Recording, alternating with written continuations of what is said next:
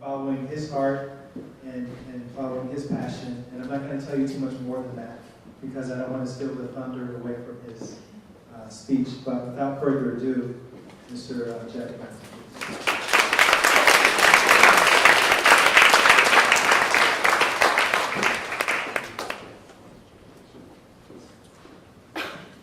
Let's turn the light up too. Okay. Hello, folks.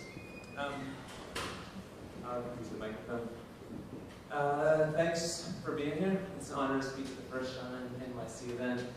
And thanks to Light, Katia, and Andrea for producing such a well-rounded event. Who am I and what am I going to talk about? As you know, my name is Jeff. I'm 37. I live in North Brooklyn, where I own and operate a small record label. For 10 years prior to that, I worked in PR and marketing agencies here and in California. I am not a professional speaker, I'm just someone with a story to tell, like most of you. And also, like most of you, I'd imagine my story has a lot of undulations, a lot of slopes, and some inclines as well. Along the path, I've developed a way of living that works for me. It's called the Gentle Gardener. I'll share that with you. So tonight my talk is 3 parts. It's the slopes, it's the inclines, and then it's Gentle Gardener. My story begins in Maryland, in a bedroom community about 30 miles south of DC. My house was at the end of a long street on a cul-de-sac. I have a younger brother named Jeremy. My dad's name is Tim. He started a consulting company in DC. My mom was the principal of our school. Childhood was pretty normal. I rode bikes, I got good grades, I hung out with friends. I loved music, I loved skateboarding. Teenage years, it was all about hanging out with my buddies. We spent all week long trying to figure out what we were going to do on the weekends. In a rural part of the state, it was hanging out in simple places. We were going down to this park on the river. We'd hang out at a baseball diamond across the street from my house. We'd hang in empty parking lots. We'd drink and we'd smoke pot. We'd get older kids in the neighborhood to buy alcohol from us, for us, and we'd steal alcohol from our parents' liquor cabinets. Pretty normal stuff. At 15, the electronic music scene hit the East Coast in the form of raves. And this was eye-opening for us. The raves were held in warehouses on the east and west sides of DC and Baltimore. Parties were weekly, some were monthly, most were illegal, a lot of them were unannounced. Some were announced the day of, audition call, phone call, a few hours before the party. They'd send you to a parking lot downtown. You get there and there'd be these out-of-service school buses that would bus you out to loft spaces. In other parts of the city, the parties were everything you'd expect them to be. They were loud, the music was banging, drugs were all over the place. Drugs like ketamine and coke, crystal, ecstasy, acid. We were 15, 16 at the time. We wanted to try all that, and we did. We jumped right in. For us, as high school kids, the parties caused a problem in the sense that they were all night long. A lot of them happened on Thursdays and Fridays. We were in high school. So we'd come up with these elaborate stories to tell our parents to keep them out of it. So I would be spending the night at Jason's, Jason would be at Brownies, Brian would be at Timmy's, Timmy would be at Stevens. And one phone call from a curious parent would set off a domino reaction. And we'd get in trouble, and that happened all the time.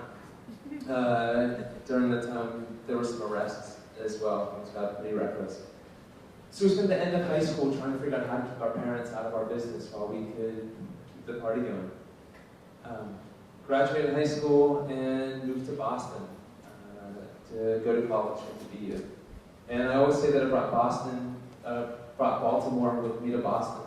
A lot of the same patterns. I instantly found kids in Boston who were involved with like the rave and the club scenes from their home cities, Philly or New York.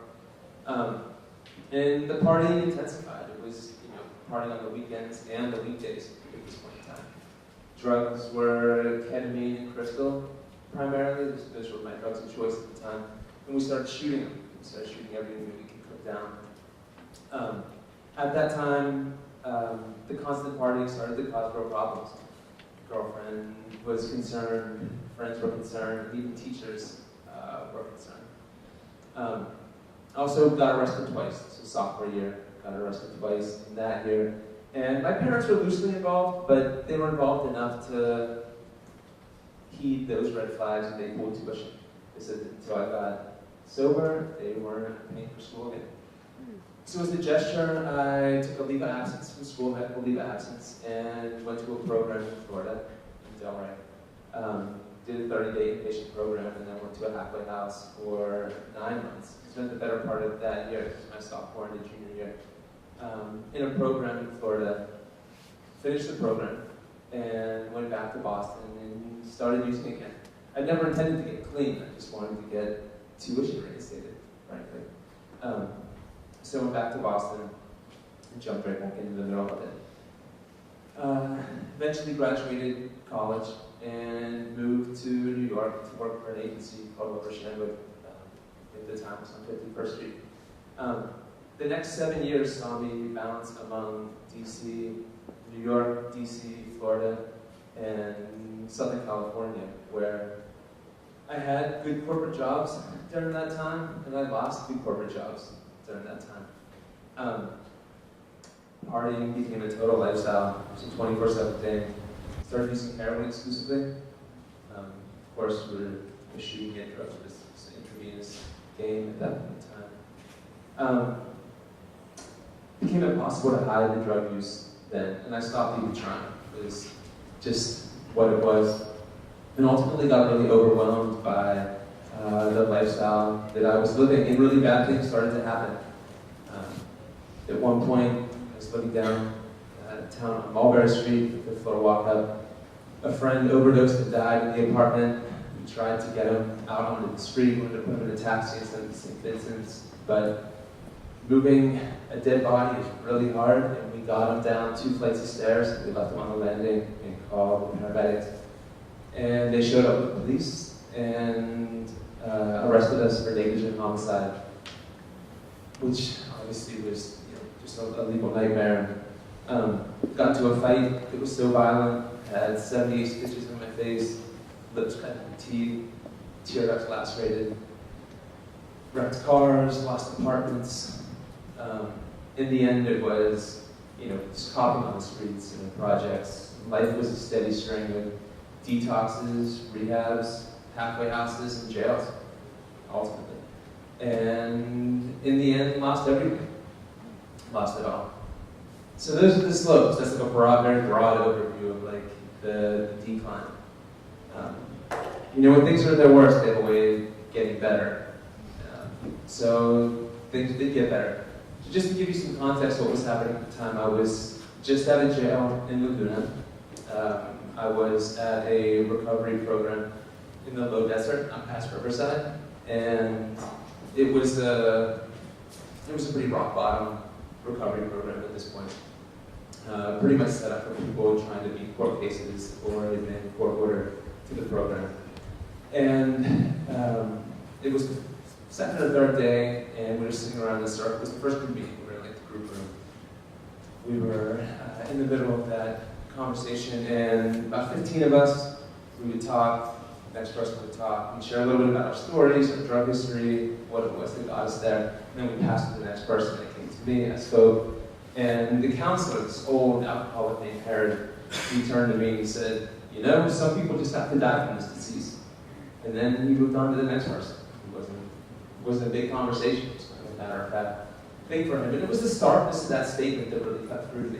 Basically, Harry was saying, the life you're living kills people every day, and you could be next. And then he was on to the next person. So that was a big moment. Another big moment for me was this ranch was sprawling. It was not nice, but it was sprawling. This big dusty desert, front yard on it. And it was, again, another situation with Harry, where I was out in the front yard of this ranch with Harry, and we were talking about spirituality. It's kind of a key component to getting sober, and it definitely was something, there was a roadblock for me prior to that. And we're talking about spirituality, and I dug into religion and my notions of God, and I was telling them how everyone had it wrong. The Jews, the Christians, the Muslims, the Hindus, everyone living under these myths. Everybody was wrong. And he stopped me halfway through and he said, Jeff, I don't give a fuck what you believe. He said, just pay attention to the coincidences. And it was another moment where Harry had this opportunity to make an impact on this young kid who's trying to find a spiritual answer. And that's what he believed in us. This kind of nature-based approach. And he said, listen, put all that on ice and just pay attention to the world around you and the way the world responds to you. So that sunk in, and I decided to do just that. I thought I'd put my ideas on hold, and I would just open my eyes and put Harry's idea to the test. During that time, I also started to observe nature. Further to Harry's idea of just paying attention to the coincidences. I was spending a lot of time in the front yard of this ranch, and off in the distance, the far distance, there's some kind of low-slung desert mountains. I'd see these kind of hazy energy waves gently radiate off the horizon. A lot like rain evaporating off pavement in the summer.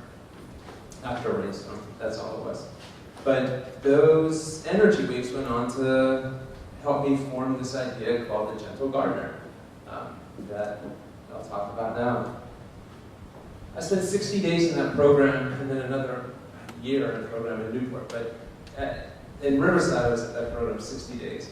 During this time, I would notice constantly those hazy energy waves in the distance. They were occasional, but they were there. And some ideas started to crystallize. One is that living things on this earth grow upwards. Very much like those waves, little seeds grow into big trees, and puppies into dogs, and babies into adults. And it struck me that as humans, say we live 80 years, 70, 80 years on this earth, for those 80 years, there's an electricity in our bodies that keeps our hearts beating and our lungs respirating and our eyes blinking. And we don't go home at night and plug into a wall or recharge a battery pack. What is that energy? What is that electricity? Perhaps that's what I was seeing in the distance. Perhaps I was just kind of visualizing that. It's the energy that courses through us and animates matter. Quickly, of course, the universe kind of conspires to open the door a little further and started to see words like chi and shakti, and being and pneuma, unmanifested, and Holy Spirit that really underscored that same idea. I was at a time, at that time I was asking myself some of these questions, relatively big questions, but just trying to figure out as humans on this earth, what are we kind of designed to do? What is our purpose? Not how do I want to make money or who do I want to spend the rest of my life with, but what is our, what are we hardwired to do? And I kind of landed on this idea of, participate with the flow of nature. If we just be a pure channel for those energy waves, let that flow through us, and garden the living things around us, to help things grow upward in healthy ways, emotionally and physically. Just channel that energy that felt the most right to me, that seemed natural. So I have this visual, this gentle gardener visual of a simple garden trowel in my back pocket where just within my community, I say supportive things to the people around me. I smile. I treat my body right. I treat other people's bodies right. I don't litter. I call mom. Things that add little bits of good to the communities around me.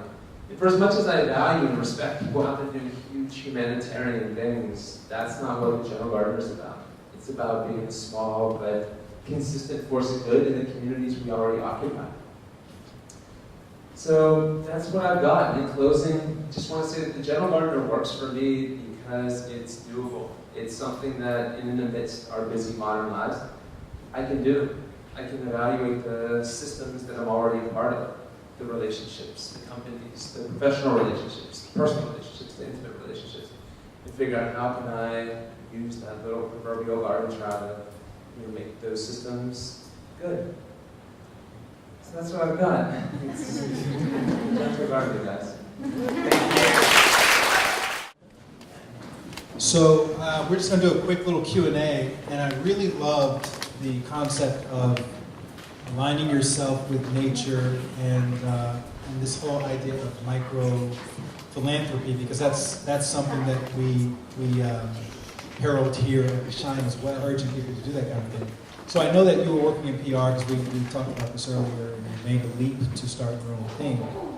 Now you have your own company, Kasin Records, which is a label of Swedish electronic pop, right? Yeah, there's like, So how does that play out professionally? The idea of the gentle garden. Because obviously there are some aspects of that happen in the business world as well. definitely. Yeah, I think it's a matter of trying to keep just the flow of work and the relationships that I'm a part of professionally clean and karmically pure. You know, you're working with artists on a daily basis. There's a lot of sticky conversations. Everybody has a point of view. Some people are really glued to it, and it's just approaching all that with compassion, trying to make sure that, like, at the top of that triangle that we have, we all want the same thing. We want the material that we receive well critically. That's awesome reference in the process. We're all working for the same thing, and I think as long as you go about that in a compassionate, kind way, you ultimately reach the best result. Beautiful. And what are 2 or 3 things that you do every day for self-care to just keep Jeff going and inspired and motivated in life? I had a sponsor years ago, 10 years ago. I've been sober for 9 years, and 9 years ago he said, you need a routine where you do something every day for 20 minutes. He said, if you want to be happy, go outside and skip every morning for 20 minutes. He said, it's impossible to skip without smiling. Like water on a rock. After a year, you're going to be happier. So I started a spiritual routine where every morning I wake up, I read from a spiritual text, about 15 minutes, and then I write just a little reflection about it in a sketch pad. Then I stretch, and I meditate, and the day starts. It's about a 30-minute process. And I do it every day. Being centered as much as you can be in New York. And now 9 years post recovery, how do you define success? I think success is when you can evaluate your life and not have these little feel like you can just be a transparent person. You don't have these little pockets of fiction sticking around. That you don't have these. You're not carrying these huge resentments. That you haven't. That you're not nervous about things coming back to bite you with the way you treat people, or things that angles you've tried to work. Like when you have a clear conscience, a legitimately clear conscience, and that you're living a transparent life. I feel like that, for me, is success. Any questions? We'll take a couple questions from you guys. Anyone have a question for Jeff? Just raise your hand. Yes? I do. So thank you, first of all, for sharing all of that. That was incredibly courageous and inspiring to get up in front of all of us and share all of that so effortlessly. So thank you for that. So the question I have is, it's more of a practical question, but you walk through what you called, I guess, your slope. So what was the step that you took that you feel got you to the place where you are now, where you own a record label, you're kind of back to work after, let's say, 10 years ago when you were jumping around jobs and hit your bottom? What do you feel like was that step that you took that kind of got you where you are now, and how did you deal with kind of building, I guess in quotation marks, building yourself kind of back to a place where you could just kind of be present and do what you're doing now? Yeah, it's a great question. And she basically asked, how did I rebuild? And I had a psychologist years ago, he said, how do you eat an elephant? It's a forkful at a time. Mm-hmm. And I tried to, I think years ago, I didn't know what the end goal was. I just knew that I needed to put one foot in front of the other. And thankfully there were a lot of good people around me that helped me chart a course on a daily basis. And I went back to work. I got back involved with PR and marketing. I went to work for an agency in LA. And I just became pretty closely attuned to the stuff that was swirling inside me, passions, intuition. Like, where was the universe pushing me in subtle and then also really loud ways. And went from this sort of brand building career that I was involved with into music. Just really, I was always a big fan of music, and ultimately I just wanted to do more with it and be a fan of it. And that started to emerge as the reality, and then some really cool doors opened, and it started to happen. But I think it was not getting too far ahead of myself. It was just sticking to staying sober. At that point in time, I was going to meetings, trying to work a spiritual program, just be really adamant about doing the right thing every day, and show up, even if I was out of my depth, like do my very best to make it work. One more question? Anyone? Yes, sir? Oh, hi, thanks. Yeah, thank you for sharing. So what is it like working in such close proximity to I would imagine that you encounter a lot of the same lifestyle that you suffered from before. That's right. So what's it, how do you cope with that? Yeah. I think that I just know at this point in time, you never want to get too cocky about being sober, because I've seen people with decades of sobriety fall on their face. But something inside of me tells me that I'm not gonna use. I see I see stuff swirling around me on a regular basis. Almost always at live events is when it really comes out. But I don't want to lose what I have these days. I hate to lose the label. I hate to lose the relationships that I feel associated with it. I hate to let the artists down and other people that I work with on a regular basis. Plus, these days, everybody knows that I'm sober. I feel like if I picked up again, it would be just such a red flag. I mean, it's pretty rough. But it's a good question, because I see it quite a bit, for sure. Awesome. Last one. Who would play Jeff in a movie about his life? What do you guys think? Hopefully Jeff Bratton. What actor would play That's what Jeff? I'm saying, you switch your career.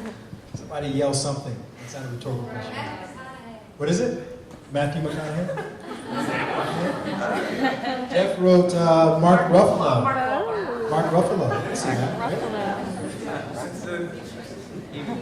Ladies and gentlemen, Jeff Bratton.